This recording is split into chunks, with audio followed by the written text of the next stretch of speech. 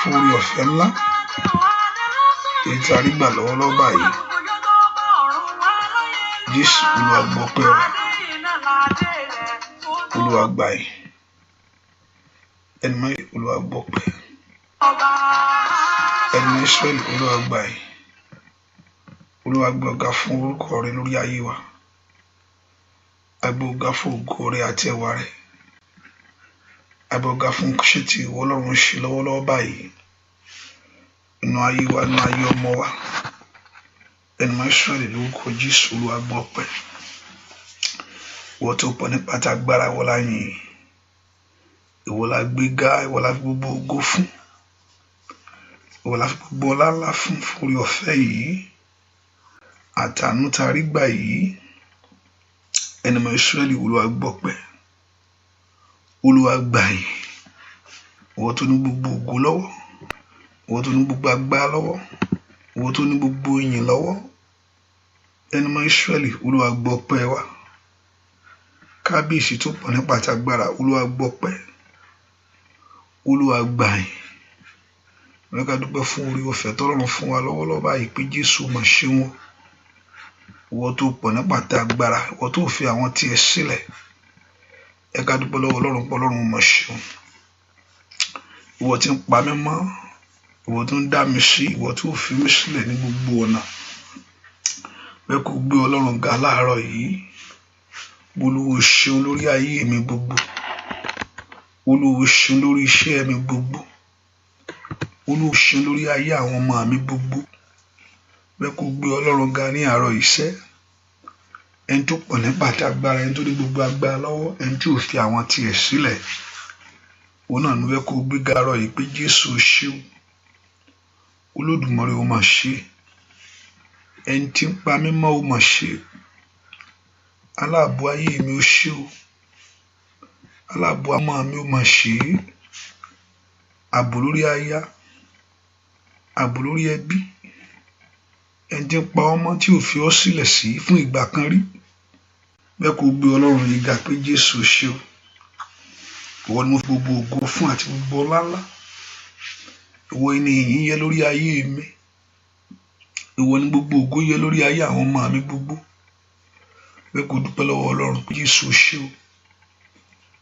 Kí ni fi ṣàkàwé orí ìwọ Ọlọ́run lórí ọ̀nà mi gbogbo? Kí ni fi sọ nípa orí rẹ?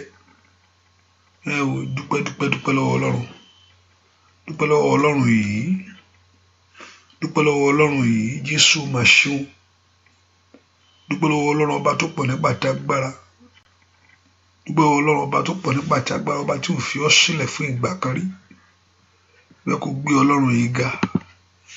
Ó ṣe o, ó ṣe o, Olúwa ṣe o, Olúwa ṣe o fún ògo rẹ, Olúwa ṣe o fún ẹwà rẹ. Ìwọ tó bò mí láṣìírí, ọba tí ò já ṣìírí rẹ tú fáyé. Kólulẹ̀ lọ̀tá ń rò pé kó ṣubú lọ̀tá ń rò nípa tiwọn, ṣùgbọ́n Ọlọ́run ni ò gbà fún. Dúpẹ́ lọ́wọ́ Ọlọ́run yìí pé Ọlọ́run mo gbé ọ̀gá, ọba tó jẹ́ kí èrò ọgbà ọ̀tá kó ṣẹnu ilé mi. Dúpẹ́ lọ́wọ́ Ọlọ́run pé o ṣe o, alágbára gíga ó mà ṣe. Dúpẹ́ lọ́wọ́ Ọlọ́run yìí. Ọlọ́run mo fẹ́ kó fi gbogbo ògo fún, ìwọ ni mo fi gbogbo ògo fún, ìwọ ni mo fi gbogbo ọlá fún, ọlá mi fún sẹ́, ìwọ ni mo fi gbogbo ìfún, ìwọ mo fi gbogbo ẹ̀ fún Ọlọ́run alààyè. Dúpẹ́ lọ́wọ́ Ọlọ́run yìí. Kábíyèsí ó ṣe o, Jésù ṣe o, Jésù ṣe o, Jésù mà ṣe o, ó Jésù ṣe o.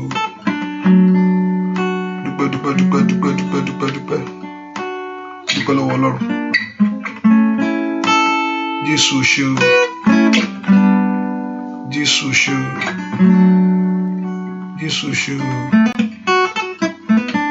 Kábíyèsí rẹ Olúwa, ọba tó fi ìmọ́lẹ̀ ṣaṣọ bora.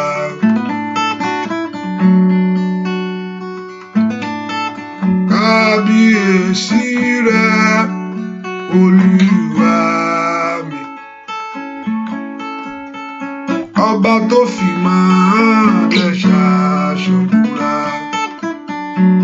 kí ló fi ìmọ́lẹ̀ ṣe? Ó fi ìmọ́lẹ̀ ṣaṣọ búra.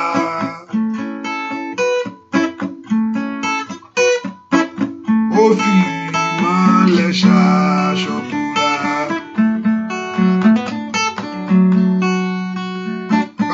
Kábíyèsí rẹ̀ Olúwa,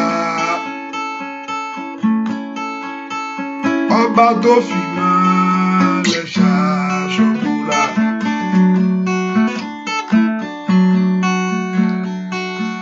Kábíyèsí rẹ̀ Olúwa mi, ọba tó fi ìmọ́lẹ̀ ṣaṣọ búra. Kí ló fi ìmọ́lẹ̀ ṣe? Ó fi ìmọ́lẹ̀ ṣaṣọ búra. Bàbá, ó fi ìmọ́lẹ̀ ṣaṣọ búra.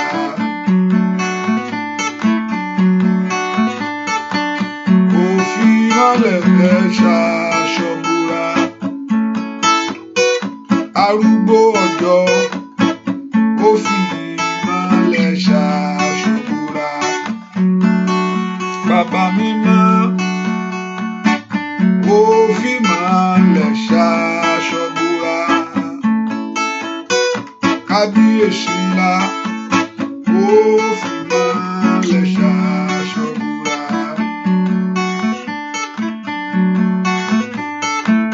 Ó fi ìmọ́lẹ̀ ṣaṣọ búra. Ó fi ìmọ́lẹ̀ ṣaṣọ búra. Dúpẹ́ lọ́wọ́ Ọlọ́run, dúpẹ́ lọ́wọ́ Ọlọ́run, ọba tó pọ̀ nípa ti agbára, ọba tó ní gbogbo ògo lọ́wọ́, ọba tó ní gbogbo ìyìn lọ́wọ́. Mo fẹ́ kó o gbéga sẹ́gbẹ́ Jésù ṣé o. Ìwọ tó fi ìmọ́lẹ̀ ṣàbújúra, ìwọ tí ń ṣe ìmọ́lẹ̀ ayé fún ara rẹ. Dúpẹ́ lọ́wọ́ Ọlọ́run, ọba tó jẹ́ kó rí ìmọ́lẹ̀ òní. Jésù mà ṣeun o, Jésù ṣé o. Dúpẹ́ lọ́wọ́ Ọlọ́run, ọba tó pọ̀ nípa ti agbára, ó mà ṣe o. Ọba tó ní ètò fún ayé rẹ ṣẹ. Ìwọ tó tó bẹ́ẹ̀, kò jù bẹ́ẹ̀ lọ lórí ayé mi o bàbá. Kábíyèsí rẹ̀ o bàbá mi àgbà ńlá. Kábíyèsí rẹ̀ o bàbá. Kábíyèsí rẹ̀ o bàbá. Dúpẹ́ lọ́wọ́ Ọlọ́run. Kábíyèsí rẹ̀ o bàbá. Kábíyèsí rẹ̀ o bàbá. Ọba ńlá tó ṣohun ńlá. Ìgbìnìkì tó so ayé ìlú. Kábíyèsí rẹ̀ o bàbá. Bàbá mi àgbà ńlá. Kábíyèsí rẹ̀ o bàbá. Dúpẹ́ lọ́wọ́ Ọlọ́run alààyè. Kábíyèsí rẹ̀ o bàbá. Kábíyèsí rẹ̀ o bàbá. Kábíyèsí rẹ̀ o bàbá. Kábíyèsí rẹ̀ o bàbá. Kábíyèsí rẹ̀ o bàbá. Ọba ńlá tó ṣòro ńlá. Gbìngbìnìkì tó so ayé lò. Kábíyèsí rẹ̀ o bàbá. Kó tó bẹ̀ ojú bẹ́ẹ̀. Kábíyèsí rẹ̀ o bàbá. Kábíyèsí rẹ̀ o bàbá. Bàbá mi ńlá. Kábíyèsí rẹ̀ o bàbá. Kábíyèsí rẹ̀ o bàbá. Ó ṣé. Kábíyèsí rẹ̀ o bàbá. Kábíyèsí rẹ̀ o bàbá. sọ fún Ọlọ́run gbogbo ẹ̀ṣẹ̀ mi pátápátá Olúwa dáríjì. Ẹ̀jẹ̀ rẹ̀ jọ̀ọ́ wẹ̀ ẹ̀ṣẹ̀ mi, gbogbo àbàwọ́n mi gbogbo, ẹ̀ṣẹ̀ mi gbogbo níwájú ìwọ Ọlọ́run Olúwa dáríjì. Jẹ́ kí àṣírí mi gbogbo kò níwájú ìwọ Ọlọ́run alààyè. Ẹ kó sọ fún Ọlọ́run gbogbo ẹ̀ṣẹ̀ mi gbogbo níwájú ìwọ Olúwa dáríjì. Olúwa dárí àṣírí mi jì. Ẹ̀jẹ̀ Jésù yà ayé mi sí mímọ́. Ẹ kó gbàdúrà kí ẹ̀jẹ̀ Jésù kó yà ọ́ sí mímọ́. Olúwa fi ẹ̀jẹ̀ rẹ̀ wẹ̀ mí. Olúwa fi ẹ̀jẹ̀ rẹ̀ wẹ̀ ayé mi sẹ́. Ẹ kó gbàdúrà kó sọ fún Ọlọ́run. Ọlọ́run jẹ́ kí ẹ̀jẹ̀ rẹ̀ kó wẹ̀ mí. Olúwa fi ẹ̀jẹ̀ rẹ̀ wẹ̀ ayé mi. Olúwa fi ẹ̀jẹ̀ rẹ̀ wẹ̀ mí. Orúkọ Jésù bí tó wà sẹ́. Olúwa fi ẹ̀jẹ̀ rẹ̀ wẹ̀ mí. Ẹ̀jẹ̀ Jésù wẹ̀ ayé mi lónìí. Ẹ̀jẹ̀ Jésù wẹ̀ ọ̀nà mi lónìí. Bẹ́ẹ̀ kó porúkọ Jésù bí tó wà kí Ọlọ́run kó fi ẹ̀jẹ̀ rẹ̀ wẹ̀ ọ́. Olúwa fi ẹ̀jẹ̀ rẹ̀ wẹ̀ mí. Olúwa fi ẹ̀jẹ̀ rẹ̀ wẹ̀ ayé mi. Olúwa fi ẹ̀jẹ̀ rẹ̀ wẹ̀ ayé mi lónìí. Ẹ̀jẹ̀ Jésù wẹ̀ mí. Tọkàntọkàn wẹ̀ mí. Orúkọ Jésù kó wẹ̀ ọ́. Olúwa fi ẹ̀jẹ̀ rẹ̀ wẹ̀ ayé mi. Ẹ̀jẹ̀ Jésù tú mi sílẹ̀. Wẹ̀ mí mọ́. Sọ mí di ènìyàn ọ̀tọ̀ lónìí. Wẹ̀ ọkàn mi mọ́.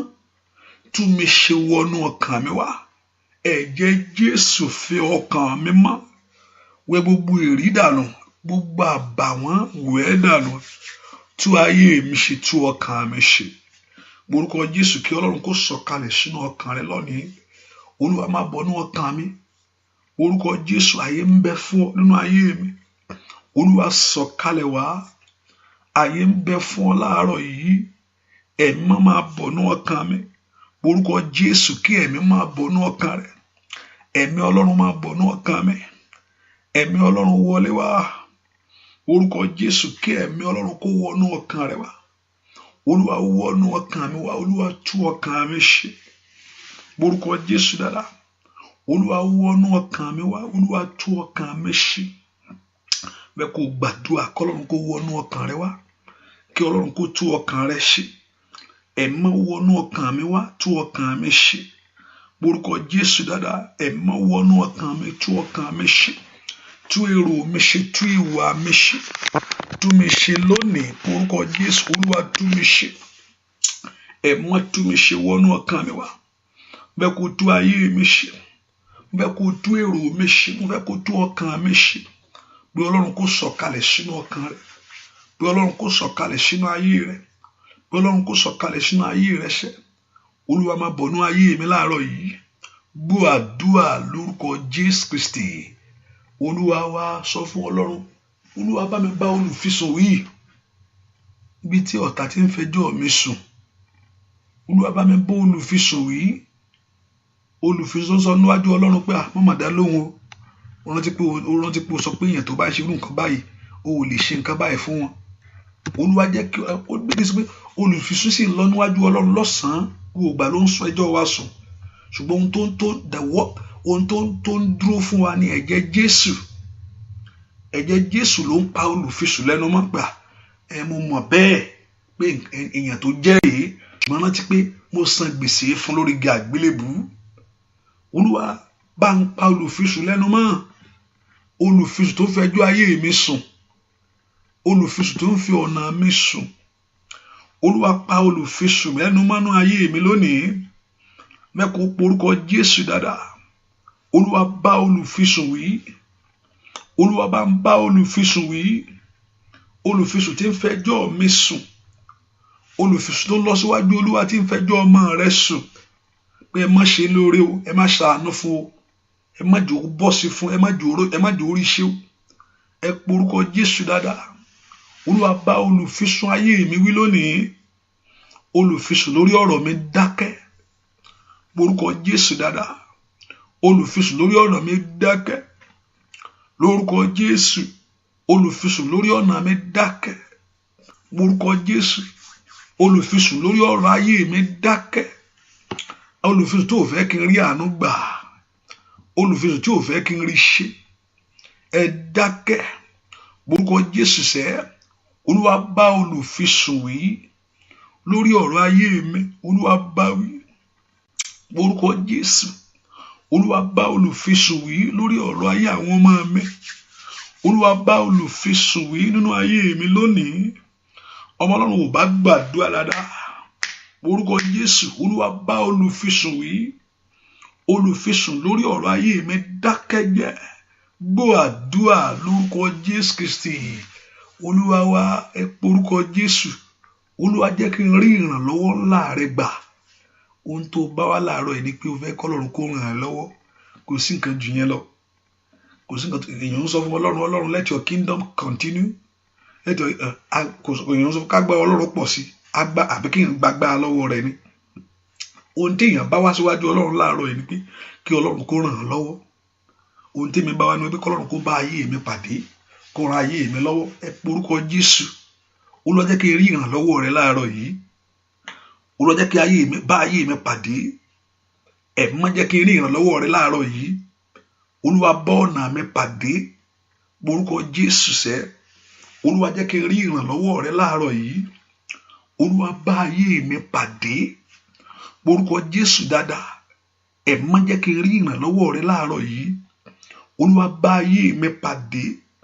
Bẹ́ẹ̀ kó porúkọ Jésù bí tó wà sẹ́, pé kó rí ìrànlọ́wọ́ Ọlọ́run, pé kí Ọlọ́run kó bá ayé rẹ pàdé.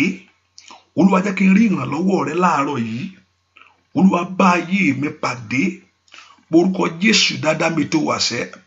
Olúwa jẹ́ kí n rí ìrànlọ́wọ́ rẹ. Jẹ́ kí n rí ìrànlọ́wọ́ rẹ gbà. Bẹ́ẹ̀ kó bá ayé mi pàdé. Mo fẹ́ kó bá ọ̀nà mi pàdé. Porúkọ Jésù dáadáa bí tó wà sẹ́. Olúwa jẹ́ kí n rí ìrànlọ́wọ́ rẹ gbà láàárọ̀ yìí. Ẹ̀mọ́ bá ayé mi pàdé. Bẹ́ẹ̀ kó porúkọ Jésù makuta lápredosu katayaba. Porúkọ Jésù dáadáa. Malo bredo totori kate. Porúkọ Jésù. Mato bredo suta la bredo kata. Àní kó gbàdúrà mi tó wà sẹ́. Olúwa jẹ́ kí n rí ìrànlọ́wọ́ rẹ gbà láàárọ̀ yìí. Olúwa bá ayé mi pàdé. Ẹ porúkọ Jésù. Gbọ́ àdúrà lórúkọ Jésù Kristi. Olúwa wa, èèyàn kan sọ fún Ọlọ́run níbi tó wáyé. Olúwa bá mi ṣẹ́ ogun ọjọ́ pípẹ́. Èèyàn kan gbàdúrà.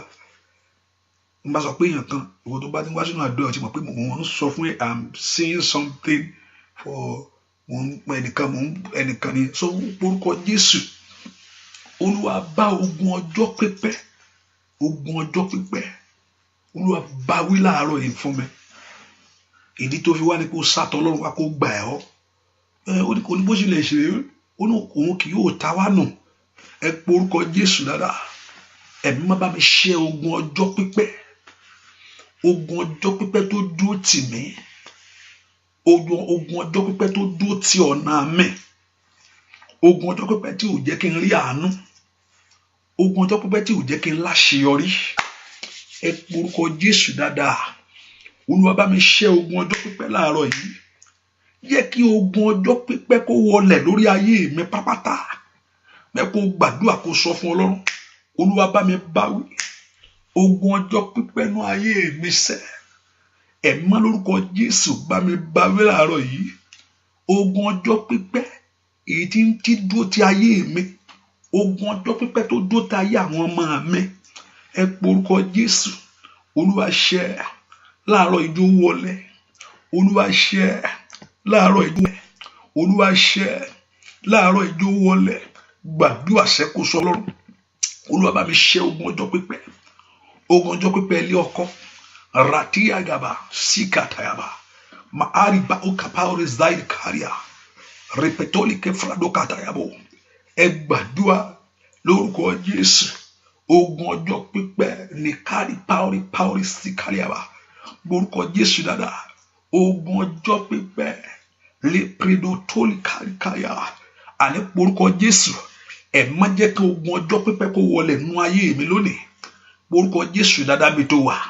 Olúwa bá mi ṣẹ́ ogun ọjọ́ pípẹ́ nínú ayé mi láàárọ̀ yìí. Ìwọ ogun ọjọ́ pípẹ́ lórúkọ Jésù. Ó yá wọlé lọ. Olúwa bá mi báwí. Olúwa bá mi báwí. Olúwa bá mi báwí.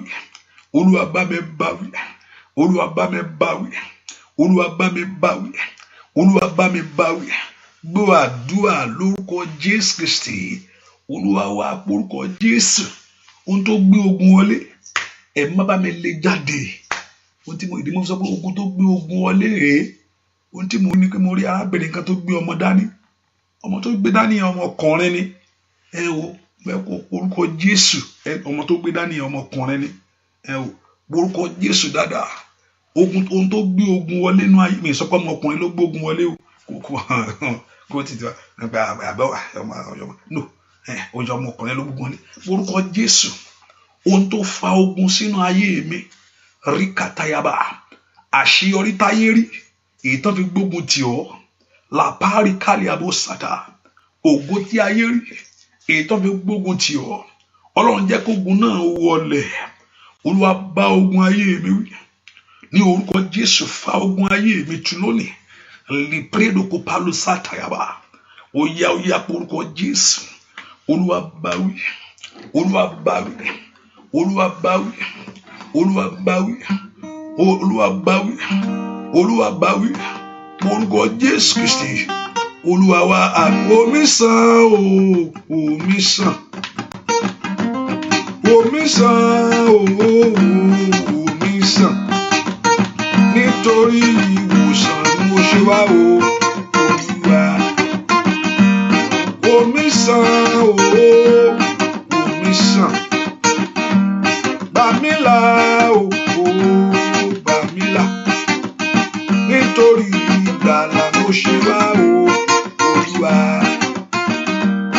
Omi sàn o, omi sàn. Ọlọ́run àtúnṣe. Omi sàn, omi sàn. Nítorí ìwòsàn ni mo ṣe wá o, Olúwa. Bàbá mi náà. Omi sàn o, omi sàn. Gbà mí là o, gbà mí là. Nítorí ìgbàlà mo ṣe wá o, Olúwa. Nítorí ìgbàlà mo ṣe wá o, Olúwa. Nítorí ìgbàlà mo ṣe wá o, Olúwa. Nítorí ìwòsàn ni mo ṣe wá o, Olúwa. Tọmọtọmọ ni nítorí ìgbàlà mo ṣe wá o, Olúwa. Omi sàn o, omi sàn. Àtòríṣe gbà mí là o, gbà mí là. Nítorí ìgbàlà mo ṣe wá o, Olúwa. Ẹ porúkọ Jésù. Olúwa tú ayé mi ṣe. Ọwọ́ tí ń yọ ayé mi lẹ́nu kúrò. Olúwa mú ọwọ́ tí ń dààmú mi kúrò. Mo ní èèyàn láti ṣẹ̀yàn káyé tó gbógun tèèyàn. Mi ìkúkú ṣẹ́ni kankan. Mo ṣe jẹ́jẹ́ mi mò ń lọ. Jẹ́jẹ́ rẹ̀ lọ. Kò sí nǹkan tó kàn wọ́n. Ẹ porúkọ Jésù. Nítorí ìdí èyí mo ṣe wá. Olúwa gbà mí. Olúwa gbà mí. Olúwa gbà mí lọ́wọ́ agbára tí ń yọ mí lẹ́nu. Olúwa gbà mí lọ́wọ́ ipá tí ń bá ayé mi jà. Olúwa gbà mí lọ́wọ́ agbára tó dó tì mí tí ò jẹ́ rí yanu. Agbára tó ní kó fún fẹ́ fa ayé rẹ̀ ṣẹ́rú. Agbára tó fẹ́ fi ọ̀nà mi ṣẹ́rú. Agbára tó fẹ́ fi ìrìn àjò mi ṣẹ́rú. Orúkọ Olúwa gbà mí lọ́wọ́ agbára tí ń yọ mí lẹ́nu. Kí n lè sàn, kí n lè ní ìtúsílẹ̀ ni mo fọ̀rọ̀ mi lọ. Mi kò sọ̀rọ̀ lásán níwájú Olúwa. Kó o gbà mí nì. Mi sátọ̀ wá kó o tú mi sílẹ̀ ni. Olúwa gbà mí. Lọ́wọ́ agbára tó di ayé mi mọ́wọ́. Olúwa gbà mí. Lọ́wọ́ agbára tí ò fẹ́ kí n láṣeyọrí. Olúwa gbà mí. Lọ́wọ́ agbára tí ò fẹ́ kí n rí ṣe. Olúwa gbà mí. Lọ́wọ́ ipá tí ń yọ ayé mi lẹ́nu. Morúkọ Jésù. Ripatoli kambrado sukatayaba. Morúkọ Jésù dáadáa. Olúwa gbà mí. Lọ́wọ́ agbára yìí. Lọ́wọ́ ipá tí ń dó ti ayé ẹni. Lọ́wọ́ ipá tí ń yọ ayé ẹni lẹ́nu. Lọ́wọ́ ipá tí ń di ayé ẹni mọ́wọ́. Morúkọ Jésù. Olúwa gbà mí. Gbọ́ àdúrà lórúkọ Jésù Kristi. Olúwa wá morúkọ Jésù. Olúwa lọ sí orísun ayé mi. Bẹ́ẹ̀ sì ṣe àtúnṣe. Láàárọ̀ yìí. Olúwa lọ sí orísun ayé mi. Bẹ́ẹ̀ sì ṣe àtúnṣe. gbogbo orísun tó ń sun kíkorò, gbogbo orísun tí ń sun ìbàjẹ́, gbogbo orísun tí tó ń sun ìdíwọ́, gbogbo orísun tí ń sun ìdènà, Ọlọ́run lónìí lọ sí orísun ayé mi, lọ sí orísun ọ̀nà mi gbogbo. Olúwa ṣe àtúnṣe ńlá níbẹ̀ lónìí. Mpa uka ari ausata. Morúkọ Jésù. Olúwa lọ sí orísun ayé mi láàárọ̀ yìí. Olúwa túnṣe sẹ́. Bẹ́ẹ̀ kó porúkọ Jésù kọ́lọ́run kó lọ sí orísun ayé rẹ, kó ṣe àtúnṣe ńlá. Olúwa lọ sí orísun ayé mi. Olúwa mú ìdíwọ́, Olúwa mú ìdènà, Olúwa mú ìdíwọ́, Olúwa mú ìdènà, Olúwa mú kó nú ayé mi, Olúwa mú kó nú ọ̀nà mi. Morúkọ Jésù dáadáa. Kí Ọlọ́run kó mú ìdíwọ́ àti ìdènà kúrò, kó kọjá lọ sí orísun ayé rẹ sẹ́. Ẹni tó pọ̀ nípa àti agbára, lọ sí orísun ayé mi. Repato lagadaba ó kapa. Morúkọ Jésù bí tó wà. Ẹni tó pọ̀ nípa àti agbára, lọ sí orísun ayé mi kó ṣàtúnṣe. Repato likapa. Gbogbo agbára tó ń dí ayé mi lọ́wọ́, gbogbo agbára tó ní kí orísun kó rí pé káyé mi máa sòkòrò jáde. Morúkọ Jésù gbọ́ àdúrà lórúkọ Jésù Kristi Olúwa wa. Ẹnìkan mo gbàdúrà fún Ọlọ́run kó ràn ẹ́ lọ́wọ́, kò ní rẹ̀ ọ́. Mi sọ nínú àdúrà pé ó rẹ̀ ọ́ nínú àdúrà láti máa gbàdúrà kan mo sọ kọ́ nìyẹn o. Mo ní kò ní rẹ̀ ọ́ lórúkọ Jésù, kò ní rẹ̀ ọ́. Ẹ porúkọ Jésù. Olúwa má jẹ́ ó sú mi kó tó ràn mí lọ́wọ́. Ẹnìkan mo ń gbàdúrà fún yẹn. Olúwa má jẹ́ ó sú mi kó tó dìde sọ̀rọ̀ mi. Ọ̀pọ̀ bá ní mi gbàdúrà mọ́, mi tẹ̀lé ṣọ́ọ̀ṣì mọ́, mi ṣe kankan mọ́. Kí ló wá ń ṣe báyìí nísìn? Mi tẹ̀ ṣe kankan mọ́. Kí ló dé? Ó rẹ̀ mí ni, ó ti sú mi ni. Ẹ porúkọ Jésù. Olúwa má jẹ́ ó rẹ̀ mí kó tó ràn mí lọ́wọ́. Maura ba tó lè kalaba. Borúkọ Jésù kọ́lọ́run kó dìde. Olúwa má jẹ́ ó sú mi kó tó dá sọ̀rọ̀ mi. Dìde fún ìrànlọ́wọ́ mi o bàbá. Dìde fún ìrànlọ́wọ́ mi o bàbá. Máa wò mí níran, máa kọ̀ mí sílẹ̀. Dìde fún ìrànlọ́wọ́ mi o bàbá. Óyá óyá o. Dìde fún ìrànlọ́wọ́ mi o bàbá. Dìde fún ìrànlọ́wọ́ ayé mi o bàbá. Máa wò mí níran, máa kọ̀ mí sílẹ̀. Dìde fún ìrànlọ́wọ́ ayé mi o bàbá. Dìde fún ìrànlọ́wọ́ mi o bàbá. Dìde fún ìrànlọ́wọ́ mi o bàbá. Dìde fún ìrànlọ́wọ́ ayé wa o bàbá. Ṣé ọkàn rẹ payá? Dìde fún ìrànlọ́wọ́ mi o bàbá. Dìde fún ìrànlọ́wọ́ ayé mi o bàbá. Dìde fún ìrànlọ́wọ́ ayé mi o bàbá. Bàbá máa wò mí níran, máa kọ̀ mí sílẹ̀. Dìde fún ìrànlọ́wọ́ mi o bàbá. Bàbá mi máa dìde fún ìrànlọ́wọ́ mi o bàbá. Dìde fún ìrànlọ́wọ́ ayé mi o bàbá. Máa wò mí níran, máa kọ̀ mí sílẹ̀. Dìde fún ìrànlọ́wọ́ mi o bàbá. Ọlọ́run mi wá ràn mí lọ́wọ́. Ọlọ́run mi wá ràn mí lọ́wọ́. Mo fẹ́ ìrànlọ́wọ́ rẹ láyé lórí ọmọ sẹ́. Ọlọ́run mi wá ràn mí lọ́wọ́. Mo fẹ́ ìrànlọ́wọ́ rẹ sẹ́ lórí aya sẹ́. Ọlọ́run mi wá ràn mí lọ́wọ́. À ń fẹ́ ìrànlọ́wọ́ rẹ sẹ́ ní gbogbo ọ̀nà láyé wa sẹ́ o. Ọlọ́run mi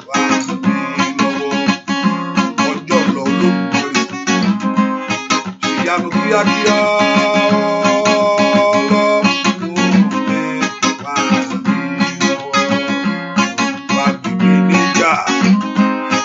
Ojú ọ̀tá sẹ́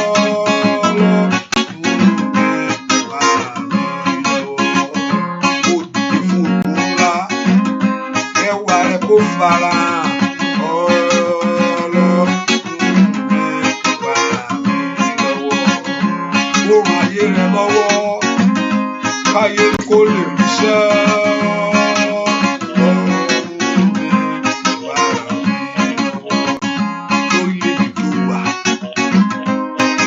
Kó bẹ̀rẹ̀ Ọlọ́run orúkọ Jésù. Ẹ̀yin ogun ọ̀run ẹ dìde fún ìrànlọ́wọ́ ayé mi. Ẹ má jòjú tì mí.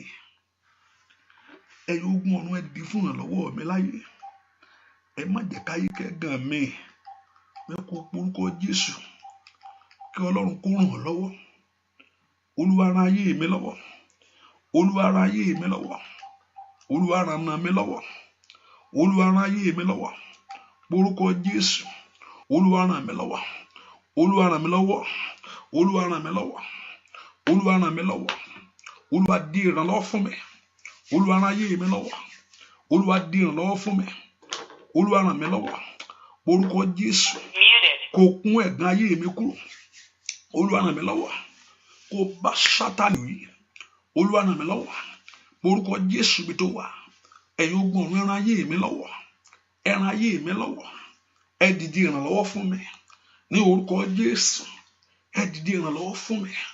Gbọ́ àdúrà lórúkọ Jésù Kristi. Olúwa wa. Èèyàn kan fẹ́ kó gbàdúrà lọ́wọ́lọ́wọ́ kó sọ fún Ọlọ́run. Ogun ẹ̀yìn. Ogun ẹ̀yìn. Ogun ẹ̀yìn. Olúwa bá ń bá wí. Olúwa bá mi bá ogun ẹ̀yìn wí. Tàbí ẹni tí ń jà ológun lẹ́yìn. Ogun ẹ̀yìn bá mi bá wí. Ẹwẹ́ kẹ̀kẹ́ kó gbàdúrà kó sọ fún Ọlọ́run. Olúwa bá mi bó ogun ẹ̀yìn wí. Ẹni tí ń ṣìyàn lọ́ṣẹ́ tó ń kórúkọ Olúwa bá mi bá ogun ẹ̀yìn wí. Ogun ẹ̀yìn Olúwa bá mi bá wí. Ẹni tí ń gbógun ẹ̀yìn jà mí. Orúkọ Olúwa bá mi bá ẹwẹ́ kẹ̀kẹ́ kó gbàdúrà kó po Jésù. Olúwa bá mi bá ogun ẹ̀yìn wí. Ogun ẹ̀yìn lórí ayé mi ṣẹ́ lónìí. Mo ní tí ogun bá ṣẹ́ ọ̀nà àlà. Tí ogun bá ṣẹ́ ìyanu àṣẹ̀nú ayé ẹ̀. Ogun láti kọ́kọ́ ṣẹ́ náà kí ọ̀nà ogun láti kọ́kọ́ tó ogun ò bá ṣẹ́ Olúwa máa bá lọ bẹ́ẹ̀ ni. Ẹ porúkọ Jésù. Olúwa bá mi ṣẹ́ ogun ẹ̀yìn. Ogun ẹ̀yìn táyé ń jà mí. Ẹni tí ń gbẹ̀yìn jì ọ́ lẹ́sẹ̀. Ẹni tí ń gbẹ̀yìn ṣe ọ́. Olúwa bá mi bá ogun ẹ̀yìn wí lórí ayé mi.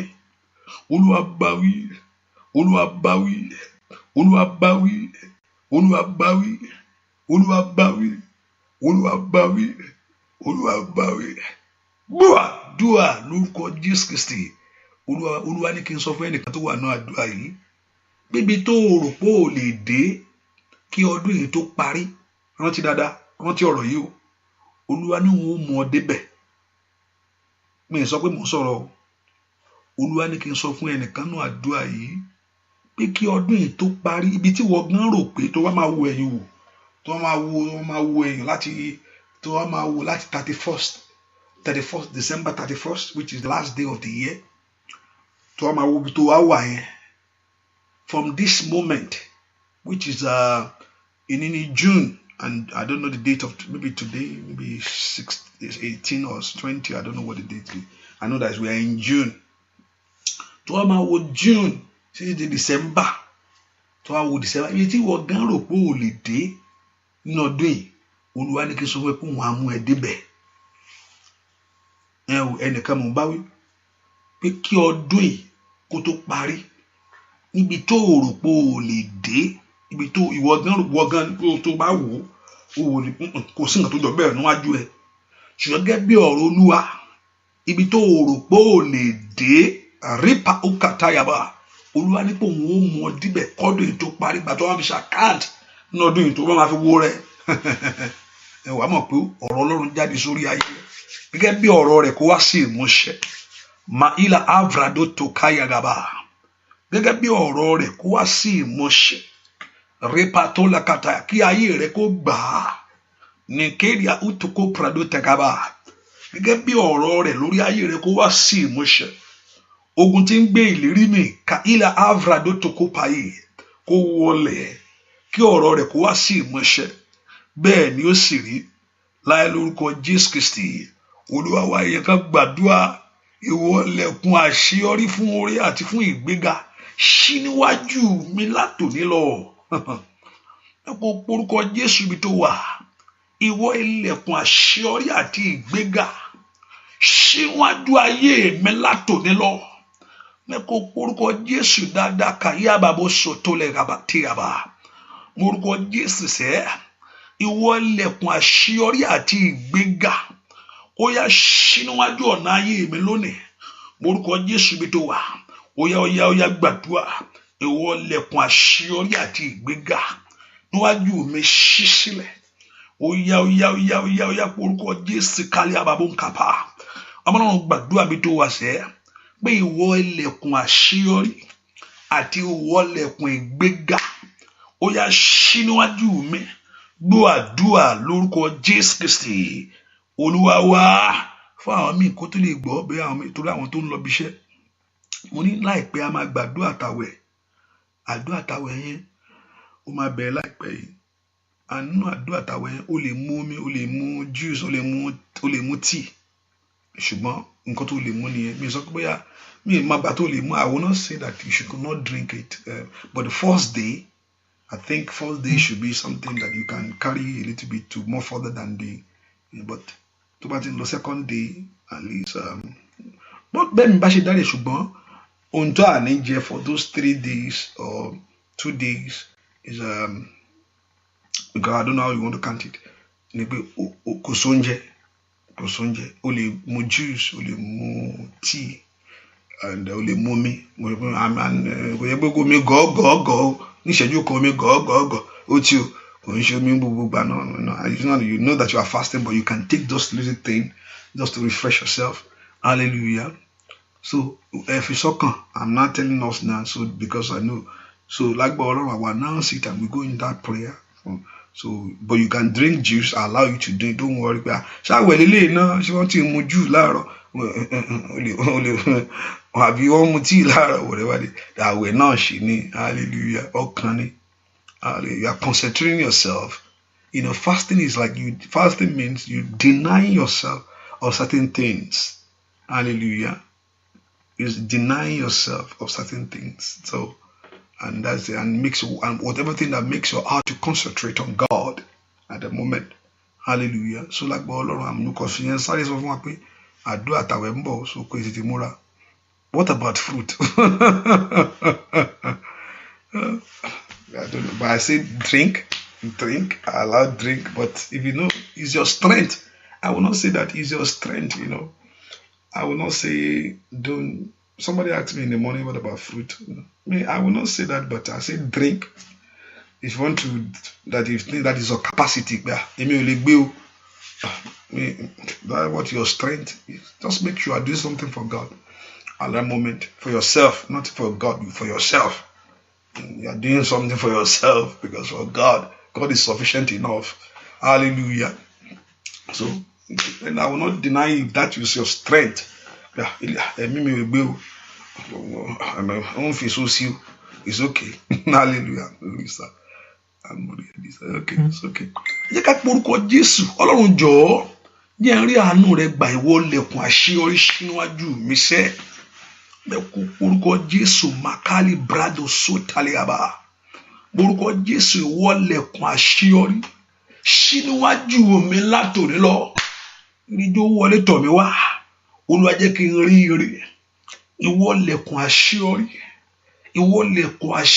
fún owó ìwọ lẹ̀kùn àṣeyọrí fún ọmọ ìwọ lẹ̀kùn àṣeyọrí fún iṣẹ́ ó yá ṣí níwájú mi látòní lọ mẹ́kò porúkọ Jésù bí tó wà rí kátàlí àbáwọ̀ kápálí síkàyàbá màlí àbákúntò robo síkàlàbá pratekele boko predo kusutilábò Maribe koropokota la kafratiaba.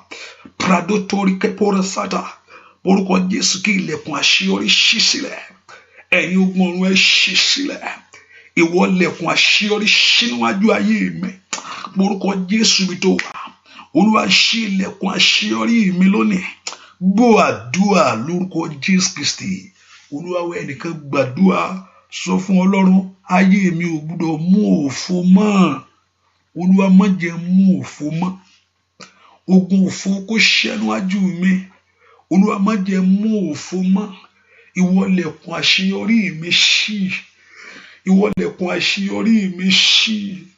Ìwọ ilẹ̀kùn àṣeyọrí mi ṣí. Ẹ̀mí má jẹ́ mú òfo mọ́ láyé. Olúwa má jẹ́ mú òfo mọ́ lórí ọmọ. Olúwa má jẹ́ mú òfo mọ́ lórí iṣẹ́. Ìwọ ilẹ̀kùn àṣeyọrí mi ṣí sílẹ̀. Látòní lọ kàtáyà bàbá kàpáyàbá. Olúwa ṣí ilẹ̀kùn àṣeyọrí mi láàárọ̀ yìí. Má jẹ́ ayé mi mú òfo mọ́. Orúkọ Jésù má jẹ́ mú òfo lórí ọmọ mọ́. Oya gbàdúrà orúkọ Jésù. Orúkọ Jésù. Orúkọ Jésù. Orúkọ Jésù. Olúwa má jẹ́ mú òfo mọ́. Oya gbàdúrà sẹ́. Olúwa má jẹ́ mú òfo mọ́. Orúkọ Jésù. Olúwa má jẹ́ mú òfo mọ́. Orúkọ Jésù. Olúwa má jẹ́ mú òfo mọ́. Lórúkọ Jésù. Olúwa má jẹ́ mú òfo mọ́. Gbọ́ àdúrà lórúkọ Jésù Kristi. Olúwa ẹni tí mo orúkọ yìí tó ń wò yìí ọlá yìí lórúkọ Jésù mo ní kí Ọlọ́run kó gbàdúrà fún ọ. Ẹni tí mo wò yìí nìyí.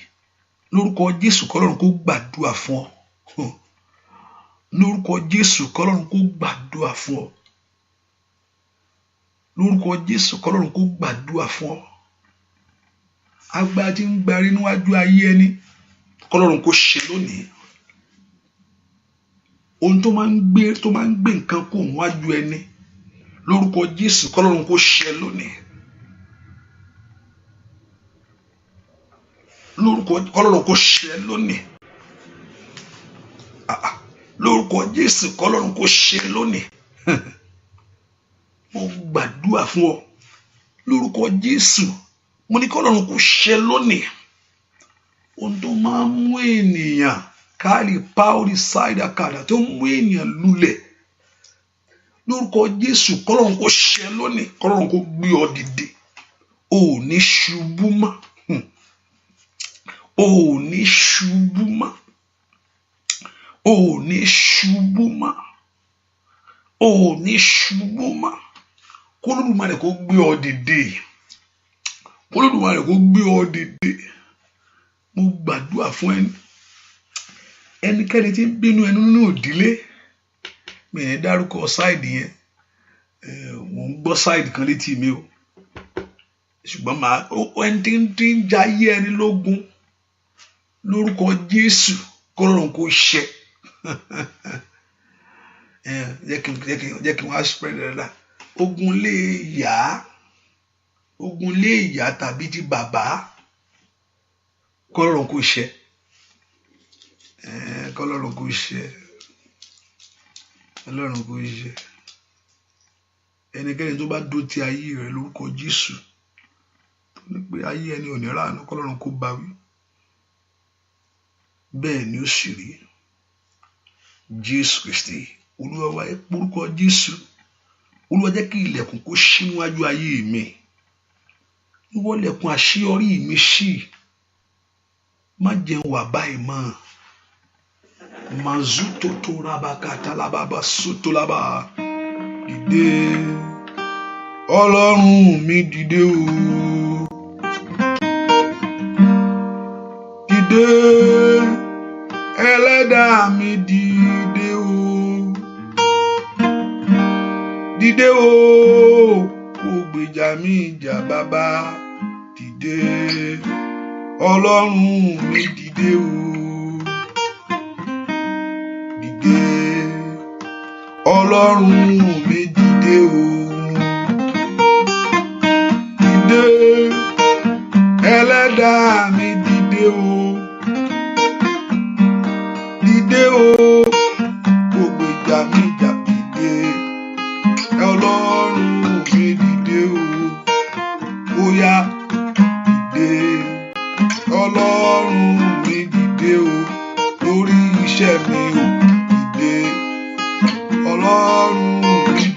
káyé má yọ̀ mí sẹ́.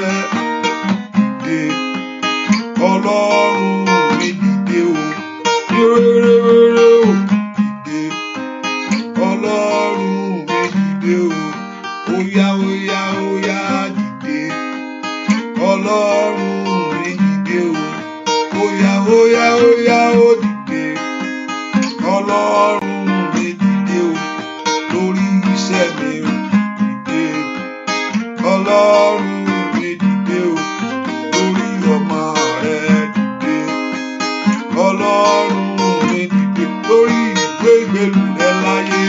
Dìde Ọlọ́run mi dìde o, bàbá dìde Ọlọ́run mi dìde o, óyá óyá óyá óyá dìde Ọlọ́run mi dìde o, bàbá dìde Ọlọ́run mi dìde o, ìrànlọ́wọ́ mo fẹ́ o. Dìde óyá óyá óyá óyá óyá óyá óyá Ọlọ́run mi dìde o, ní wéréwéré bàbá dìde Ọlọ́run mi dìde o, mo retí rẹ bàbá dìde Ọlọ́run mi dìde o. Dìde Ọlọ́run mi dìde o, óyá bàbá dìde Ọlọ́run mi dìde o, ẹ̀mí mímọ́ mi dìde Ọlọ́run mi dìde o. Dìde óyá óyá óyá óyá dìde Ọlọ́run mi dìde o. Dìde Ọlọ́run mi dìde o. Orúkọ Jésù, Olúwa dìde ìrànlọ́wọ́ fún mi. Olúwa dìde ìrànlọ́wọ́ fún mi. Olúwa dìde ìrànlọ́wọ́ fún mi. Mo ń gbórúkọ kan, Àbáyọ̀mí, Àbáyọ̀mí. Olúwa dìde ìrànlọ́wọ́ fún mi. Ẹ porúkọ Jésù dáadáa. Olúwa dìde ìrànlọ́wọ́ fún ayé mi. Olúwa dìde ìrànlọ́wọ́ fún mi. Bẹ́ẹ̀ kó porúkọ Jésù bí tó wà. Ìrànlọ́wọ́ dìde fún mi. Olúwa dìde fún ìrànlọ́wọ́ mi. Àṣeyọrí tí mò ń fẹ́ yìí, Olúwa dìde fún ìrànlọ́wọ́ mi. Tí Ọlọ́run bá dìde fún ìrànlọ́wọ́ rẹ, wàá mọ̀ pé Ọlọ́run dìde. Ìrànlọ́wọ́ Ọlọ́run, wàá mọ̀ pé Ọlọ́run rèé o. Tọ́lọ́run bá sì dìde fún ìrànlọ́wọ́, ayé ò lè di ọ lọ́wọ́ o. Kò sẹ́ni náà, Ọlọ́run ò tí ì dìde ni. Nǹkan ò tí ì ṣẹlẹ̀, Ọlọ́run ò tí ì dìde ni. Nítorí Ọlọ́run bá dìde, ọ̀tá yóò palẹ̀ mọ́ ni. Ẹ porúkọ Jésù. Olúwa dìde fún ìrànlọ́wọ́ mi. Ìrànlọ́wọ́ mi dìde lónìí. Ìrànlọ́wọ́ mi dìde lónìí. Olúwa dìde fún ìrànlọ́wọ́ ayé mi. Mo fẹ́ ní àṣeyọrí. Olúwa mo fẹ́ ní àṣeyọrí. Olúwa mo fẹ́ rí àṣeyọrí. Olúwa mo fẹ́ ní àṣeyọrí. Olúwa mo fẹ́ ní àṣeyọrí. Olúwa mo fẹ́ ní àṣeyọrí. Olúwa mo fẹ́ ní àṣeyọrí. Ní orúkọ Jésù. Olúwa mo fẹ́ ní àṣeyọrí. Repakora bakotayaba. Ma urabatukelabakaba. Ma rubekotolagala. Reketelebokosota. Bradotoleketelaba. Ma abradotolea. Repetoleketelaba. Ma orapatiga. Bẹ́ẹ̀ ni ó sì rí. Gbọ́ àdúrà lórúkọ Jésù Kristi. Olúwa wa ẹnìkan bóyá Bùkọ́lá lórúkọ ẹ. Bùkọ́lá, Bùkọ́lá, Bùkọ́lá, Bùkọ́lá, Bùkọ́lá. Olúwa yóò ṣe ọ́ lóore. Olúwa yóò ṣe ọ́ lóore. Ohun tó Olúwa ní kí n sọ fún ọ rèé. Ó ní kó máa dúpẹ́. Ó ní kó máa dúpẹ́ pé òun ó ṣe ọ́ lóore. Bùkọ́lá, Olúwa ní kó máa dúpẹ́ pé òun ó ṣe ọ́ ní oore. Ó jẹ gbèsè ọpẹ́ o. Ó jẹ gbèsè ọpẹ́ níwájú Olúwa. Máa dúpẹ́. Olúwa yóò ṣe ọ́ lóore. Ọ̀rọ̀ rẹ báyìí, ọpẹ́ ló gbà níwájú Olúwa. Ọ̀rọ̀ rẹ báyìí, ọpẹ́ ló gbà níwájú Olúwa. Máa dúpẹ́ torí pé Olúwa yóò ṣe ọ́ lóore. Olúwa yóò ṣe ọ́ lóore, bẹ́ẹ̀ ni ó sì rí láì lórúkọ Jésù Olúwa wa. Àmín. Ẹ porúkọ Jésù látòní lọ. Jésù, jẹ́ kí oore ńlá ṣẹ lórí ayé mi. Olúwa, jẹ́ kí oore ńlá ṣẹ nínú ilé mi. Olúwa, jẹ́ kí oore ńlá ṣẹ nínú ọ̀nà mi. Oore ńlá yóò ṣẹlẹ̀ lórí ayé mi. Olúwa, jẹ́ kí oore ńlá ṣẹlẹ̀ nínú ọ̀nà mi. Olúwa, jẹ́ kí oore ńlá ṣẹlẹ̀ nínú ayé mi. Bẹ́ẹ̀ kó porúkọ Jésù tó wà sẹ́, Ọlọ́run tó pọ̀ nípa àti agbára. Olúwa, jẹ́ kí oore ńlá ṣẹlẹ̀ nínú ayé mi. Olúwa, jẹ́ kí oore ńlá ṣẹlẹ̀ nínú ilé mi. Oore ńlá ṣẹlẹ̀, mú oore ńlá ṣẹlẹ̀ nínú ayé mi ṣẹ. Mà tó tó rọ̀bọ̀ kó pálí àbá ó ṣe kílẹ̀ bò. Mà wúrò békèrè àbò kàbà gbàdúrà. Olúwa, jẹ́ kí oore ńlá ṣẹlẹ̀ nínú ilé mi. Olúwa, jẹ́ kí oore ńlá ṣẹlẹ̀ nínú ọ̀nà mi. Porúkọ Jésù bí tó wà. Olúwa, jẹ́ kí oore ńlá ṣẹlẹ̀ nínú ayé mi. Olúwa, jẹ́ kí oore ńlá ṣẹlẹ̀ nínú ọ̀nà mi. Lórúkọ Jésù kàtàlà bàbá kàpáyàbá. Mazute kelabo kaba gbàdúrà. Lórúkọ Jésù kí oore ńlá ṣẹlẹ̀ nínú ayé rẹ. Lórúkọ Jésù gbọ́ àdúrà. Ire ìṣẹ̀lẹ̀ ayọ̀, ìṣẹ̀lẹ̀ ayọ̀ ni mò ń retí lọ́jọ́ gbogbo. Ìṣẹ̀lẹ̀ ìyanu ayọ̀ yẹ kó ṣẹlẹ̀ láyé mi. Ìṣẹ̀lẹ̀ ìyanu ayọ̀, ìṣẹ̀lẹ̀ ìyanu ayọ̀ ni mò ń retí lọ́jọ́ gbogbo. Ìṣẹ̀lẹ̀ ìyanu ayọ̀ yẹ kó ṣẹlẹ̀ láyé mi. Ìṣẹ̀lẹ̀ ìyanu ayọ̀, ìṣẹ̀lẹ̀ ìyanu ayọ̀ ni mò ń retí lọ́jọ́ gbogbo. Ìṣẹ̀lẹ̀ ìyanu ayọ̀ yẹ kó ṣẹlẹ̀ láyé mi. Ìṣẹ̀lẹ̀ ìyanu ayọ̀, ìṣẹ̀lẹ̀ ìyanu ayọ̀ ni mò ń retí lọ́jọ́ gbogbo. Ìṣẹ̀lẹ̀ ìyanu ayọ̀ yẹ kó ṣẹlẹ̀ láyé mi. Ìṣẹ̀lẹ̀ ìyanu ayọ̀, ìṣẹ̀lẹ̀ ìyanu ayọ̀ ni mò ń retí lọ́jọ́ gbogbo. Ìṣẹ̀lẹ̀ ìyanu ayọ̀ yẹ kó ṣẹlẹ̀ láyé mi. Ìṣẹ̀lẹ̀ ìyanu ayọ̀, ìṣẹ̀lẹ̀ ìyanu ayọ̀ ni mò ń retí lọ́jọ́ gbogbo. Ìṣẹ̀lẹ̀ ìyanu ayọ̀ yẹ kó ṣẹlẹ̀ láyé mi. Ìṣẹ̀lẹ̀ ìyanu ayọ̀, ìṣẹ̀lẹ̀ ìyanu ayọ̀ ni mò ń retí lọ́jọ́ gbogbo. Ìṣẹ̀lẹ̀ ìyanu ayọ̀ yẹ kó ṣẹlẹ̀ láyé mi. Ìṣẹ̀lẹ̀ ìyanu ayọ̀, ìṣẹ̀lẹ̀ ìyanu ayọ̀ ni mò ń retí lọ́jọ́ gbogbo. Ìṣẹ̀lẹ̀ ìyanu ayọ̀ yẹ kó ṣẹlẹ̀ láyé mi.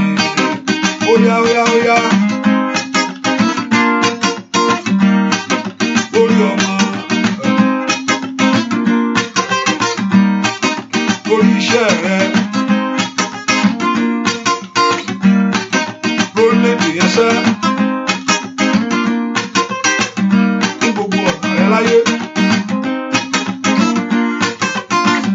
Ojú rẹ kó ríre sẹ́, etí rẹ kó gbọ́, ọwọ́ rẹ kó bà, ìyanu rẹ kó ní. Óyá óyá óyá. Ìṣẹ̀lẹ̀ ìyanu ayọ̀, ìṣẹ̀lẹ̀ ìyanu ayọ̀ ni mò ń retí lọ́jọ́ gbogbo.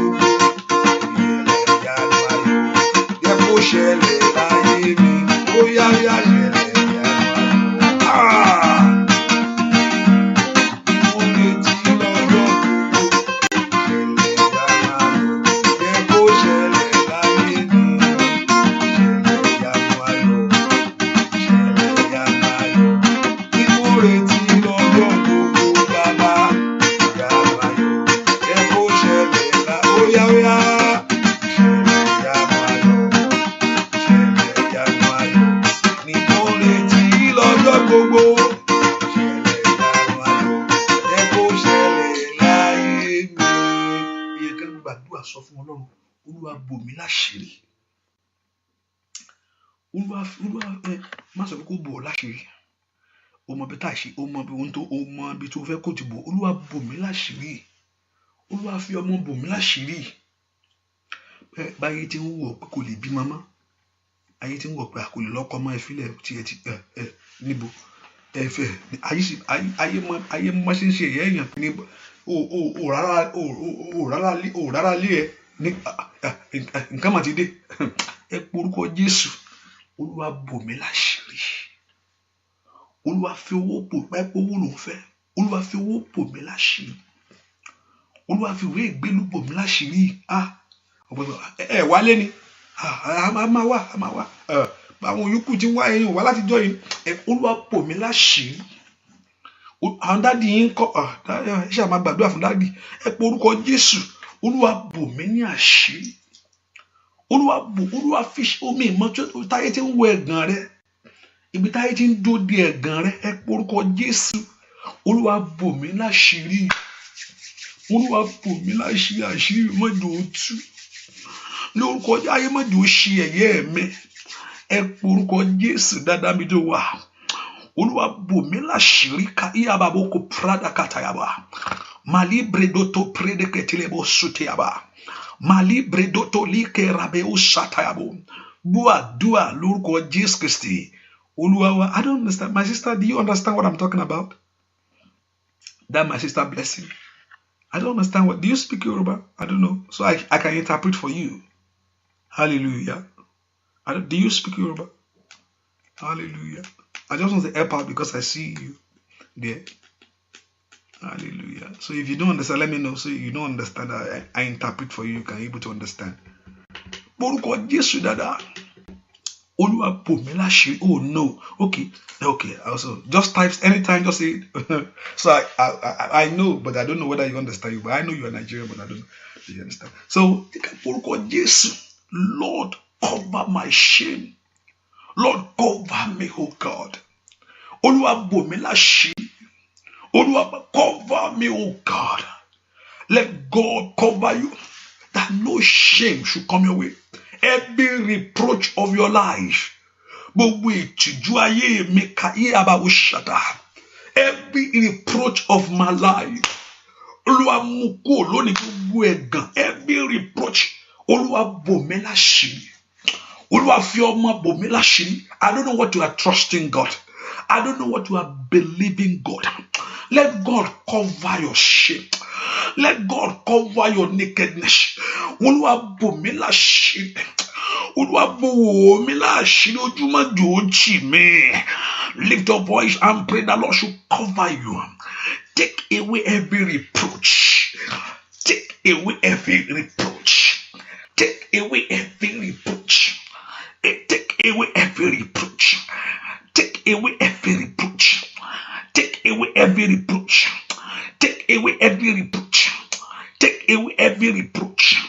Take away every reproach. Gbàdúrà kọ́lọ́run kó mẹ́gàn kúrò. Olúwa mẹ́gàn mi kúrò. Olúwa bò mí láṣìírí. Take away my reproach, oh God. Every reproach. In Jesus' name we pray. I pray for you. That sister, I pray for you. I pray for you. That the hand of the Lord be upon you. I pray for you that the hand of the Lord be upon you. Oh, like somebody's crying, and like a bow before the person, like somebody's taking the tears, like somebody's crying, and somebody put a bow, like taking the tears. Whatever thing today, with anyone that rejoicing in your sorrow, in anyone that is rejoicing in things that is not of God in your life, is anyone rejoicing in your situation that you don't want? Today, because you are here tonight, let God take that reproach away from you. Let your sorrow today turn to joy. No, I decree a word now that your tears of sorrow now turn to tears of joy. I pray for you that your tears of sorrow turn to tears of joy. Ẹkún rẹ lórúkọ Jésù kó di ẹkún ayọ̀. Lórúkọ ẹkún yẹ̀yẹ́, every tears of sorrow That when things happen in life with somebody, you can share tears, but it's 2 tears in life. If something great happened to me, or you see the goodness of God, you can still share tears and see how great that God is. You share tears. But anyone enjoying your tears, your situation, and they are enjoying it. Anyone taking a bow today, rejoicing over your situation, today let God put them to shame. Now I pray for you that your tears at this midnight, that your tears turn to tears of joy. May the covenant of God over your life come to pass. May the word of God that you have heard, may the promise of God over your life come to pass. May delay break. May the yoke of delay break. May the yoke of delay break over you, over your family, over your husband. May the yoke of delay over you, over your husband break today. May the yoke of delay over you, over your husband break today. May the yoke of delay over you and your husband break today. Lord, may the yoke of delay, Kayada, Karaba, Sotolia, Pradakata, Waila Afrado, break today over you and over your husband.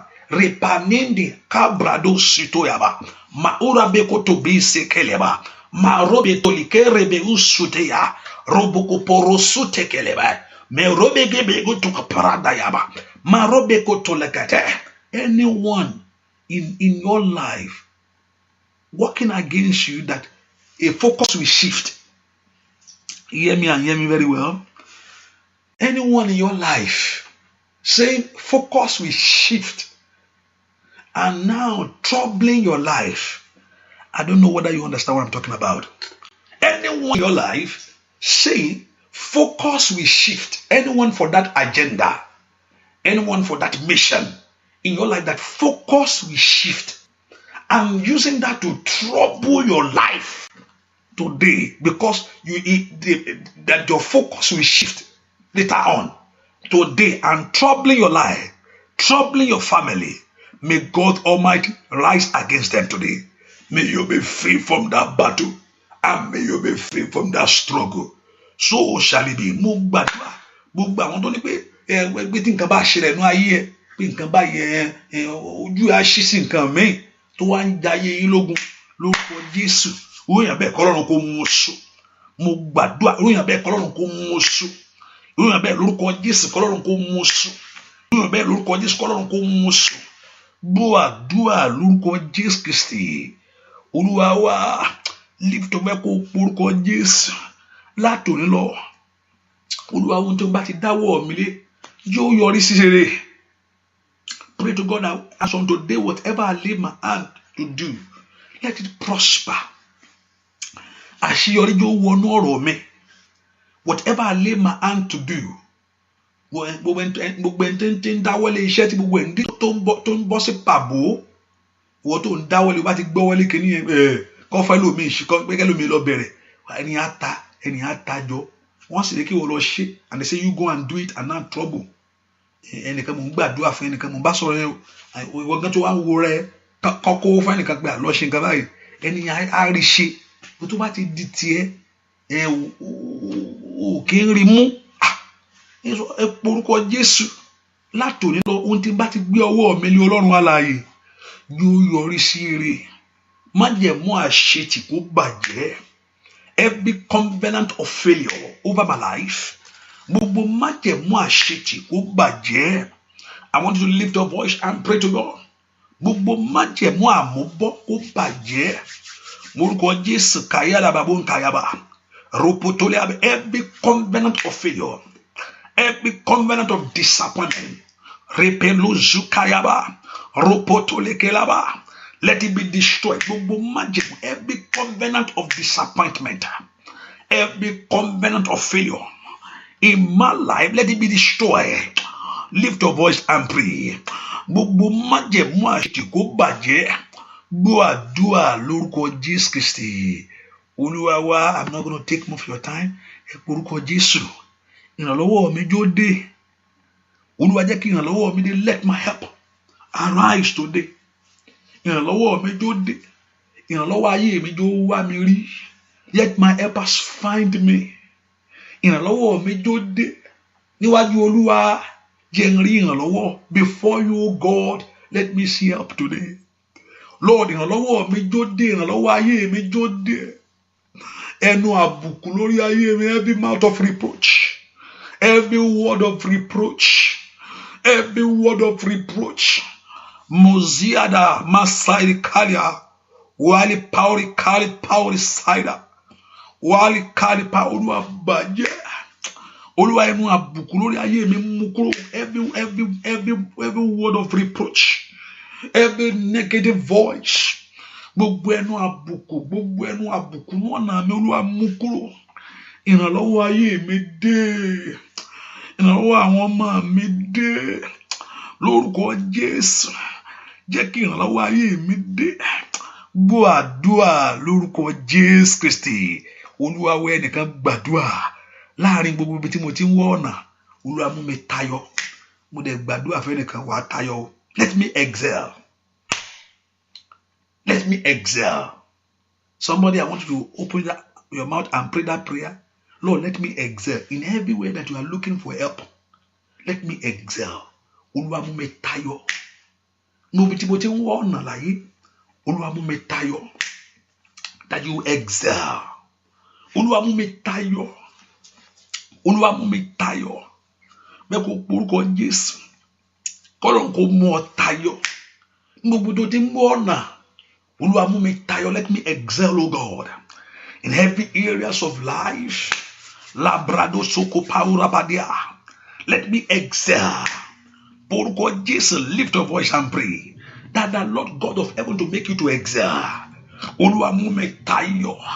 Mazida galababo kapa. Porúkọ Jésù sẹ. Olúwa mú mi tayọ. Olúwa mú mi tayọ ní gbogbo tí mo ti wọ ọ̀nà. Father, let me excel. Lift your voice and pray. Porúkọ Jésù dáadáa. Olúwa mú mi tayọ. Gbogbo tí mo ti wọ ọ̀nà. Olúwa mú mi tayọ. Ní orúkọ Jésù. Olúwa mú mi tayọ.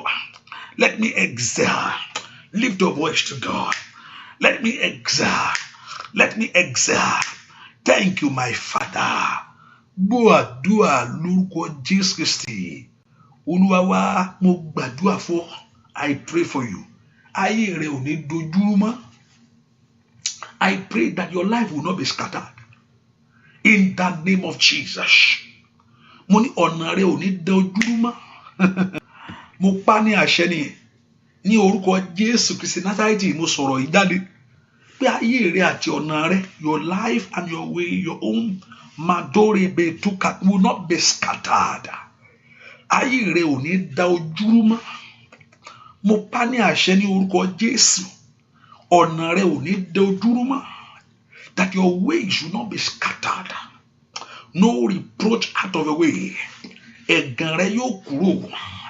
Ìbànújẹ́ rẹ yóò dópin. Your sorrow will come to an end. Because you have looked unto God. Torí pé o ti wojú Olúwa. Kí ọ̀nà àbáyọ kó là fún. Let that be a way out for you. Torí pé o ti gbẹ́kẹ̀lé Ọlọ́run, because you have believed God. Let something great begin to happen in your life. Kí ìyanu kó bẹ̀ lórí ayé rẹ. Ní orúkọ Jésù. Àdúrà kó gbà fún ọ.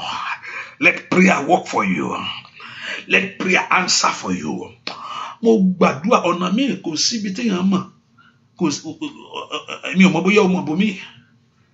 There's no other way that you know. I don't know. That is, I don't know. But I don't know any other way. I don't know anything than this. I don't know anything than this. Nothing else that I know. I don't know. I was not brought up in that way, so I don't know anything. And I pray that nothing will push me to know any other place than this. I will die in this one, the one that I've known. I don't know any other way, because you have believed God.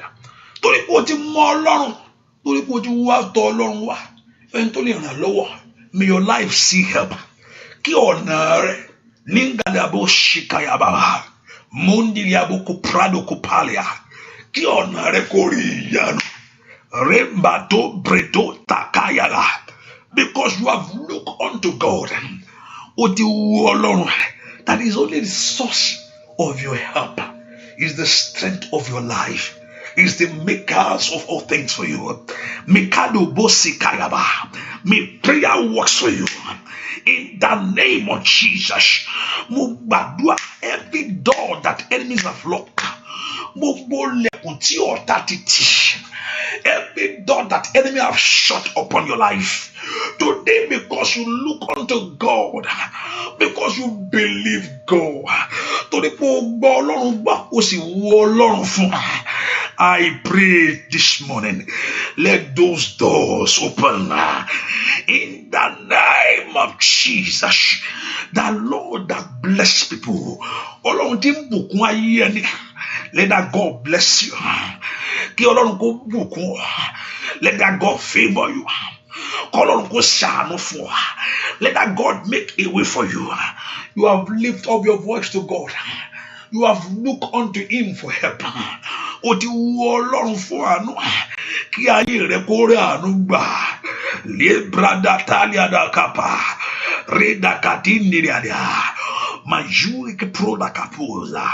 May you see the power of God. Mo gbàdúrà fẹ́nìkan, mo sọ tẹ́lẹ̀ síwájú ayé rẹ lónìí, ọ̀rọ̀ yóò lè má yé mi o, ọ̀rọ̀ lè má yé mi dáadáa náà o, ṣùgbọ́n ohun tí mò ń wò yìí, mo sọ̀rọ̀ sọ́jọ́ iwájú ni, ohun tó máa ń mú yàn kí yàn máa ṣa pépà, mo rí pé ẹni ẹ̀ ń píkì nǹkan lẹ̀lẹ̀, ó ń píkì nǹkan. With everything that makes you to just turn your life upside down. Èmi lọ sọ́jọ́ iwájú rẹ nípa agbára Ọlọ́run ààyè. Ìṣẹ̀lẹ̀ tó lè ṣẹlẹ̀, èyí tó lè dá orí ẹni rú, èyí tó lè sọ ayé ẹni di rádaràda, gba ẹni ẹwẹ́ nìyẹn. Lónìí, lórúkọ Jésù kọ́lọ́run kò ṣe. With everything that can turn your life around, turn you to something else that God did not make you. Today, lórúkọ Jésù kí Ọlọ́run kó bàjẹ́, let God destroy it. Ọfà ọ̀tá ò ní bọ̀. Every arrow of enemy will not reach you. The Lord will send it back. Mátàrí kan òdi ọ̀run. Mátàrí kan òdi ọ̀run kọ́lọ́run kó gbé wọ̀. Agbára tí ń dá ogun padà sórí ológun. Every power that fire back arrow, repart the power of God that send back to sender, let it rest upon you. May God of heaven crown you with favor. May God of heaven crown with blessing.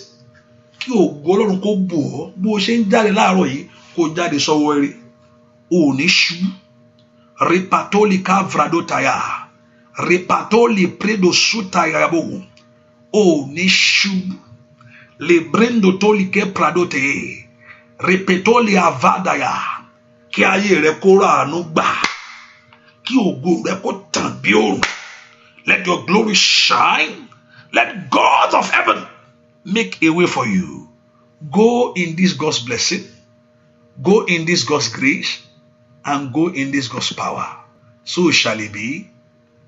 In Jesus' name we pray. Amen. Amen. Amen. Amen. In Jesus' name. Hallelujah. Hallelujah. Ẹ ká fi sọ́kàn pé àdúrà yìí yóò tẹ̀síwájú ní àárọ̀ láago mẹ́fà in English, láàárọ̀ ní aago mẹ́fà ní aago, and also tomorrow morning Yorùbá láago mẹ́sàn-án, tomorrow láago mẹ́sàn-án àárọ̀, and I know many of us láago mẹ́sàn-án àárọ̀ ní my time, which sometimes in your country might be 11 or 2 o'clock, and I believe in London I know it's 2 o'clock. And also I will announce it again by God's grace. A máa gbààwẹ̀ àtàdúrà àwẹ̀ yẹn fún ọjọ́ bóyá àní nǹkan tá a máa, what I just put is that to drink water, or you can drink juice, or you drink tea. So lágbà Ọlọ́run, and so you can have the strength to pray. The essence of prayer, the essence of fasting is to able to pray. Láti lè gbàdúrà tí èèyàn bá ń gbàdúrà, tí èèyàn bá ń gbàwẹ̀ àtàdúrà, tí ò bá lè gbàdúrà kó yá lọ kó lọ jẹun, because kò make any sense. Gbà mí láàárọ̀ tí èèyàn jí láàárọ̀ ò lè má jẹun títí ìrọ̀lẹ́. So but tí èèyàn bá ń gbàwẹ̀ àyàn láti gbà. So by God's grace I will announce, I know it's this month, I know, crossing to other month. So lágbára Ọlọ́run, so I'm just let us know to get ourselves ready for this fasting and prayer. By God's grace, I will put it out there on my Facebook. I'll just make a little things out there. But our fasting begin on this maybe, and we start the fasting and prayer. I think by what I do, I will do that very soon, so you can able to get yourself ready and prepare yourself for the fasting and prayer. And I know that God Almighty will answer you as you do it by faith in Christ Jesus Christ. If you have your water, lift up. I bless the water. I bless that water. I bless that water. I bless that water. I bless that water. I bless that water. I bless that water. I bless that water. Yanuku shele. Ugoron kufala. May God Almighty bless you. Ki yanuku shele no aye. Ugoron kufala. Eloshiri. Keba no padi. Níbi iṣẹ́ rẹ, ohun tí a fi ń dùn ọ́ ńbẹ̀, I decree a word concerning your place of work. Whatever that been depriving you all this while, ohun tó fi ń dùn ẹ́ lẹ́nu iṣẹ́ yẹn, k'Ọlọ́run kó gbà fún ẹ. Ohun tó fi ń dùn ọ́ lórílẹ̀-èdè yẹn, k'Ọlọ́run kó gbà fún ẹ. Kí ìyanu rẹ kó ṣẹlẹ̀. Any application that have been returned today, let God work on it for you and give you good news concerning it. Thank you, everlasting Father. Say, I hear good news. Mo gbọ́ ìròyìn ayọ̀. Sọ bẹ́ẹ̀, mo gbọ́ ìròyìn ayọ̀. I hear good news. Ó bá sọ bẹ́ẹ̀ dáadáa. Say it, I hear good news. Say, ó lè má yọ. Sọ pé I hear good news. Sọ bẹ́ẹ̀.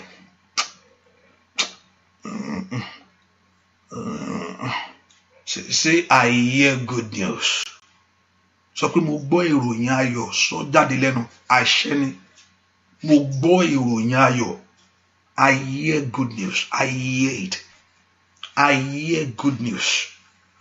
In every areas of life, gbogbo tó ti ń retí, I hear good news. Tó bá rí bẹ́ẹ̀, káyà bá ó ṣàkáyà gàbà. Bó ṣe wí, gálẹ́ lẹ́nu rẹ kó rí bẹ́ẹ̀ fún. Hear the good news. So shall it be. In Jesus' name we pray. Amen. Amen. If you want to be a blessing, go on our website. The Lord Jehovah God will bless you. So see you in the morning. God bless you. God bless you. And make sure you share it. And make sure you invite your friends and family. God bless you. By grace we receive. And by grace we receive the God's favor in every areas of life. Oh yeah.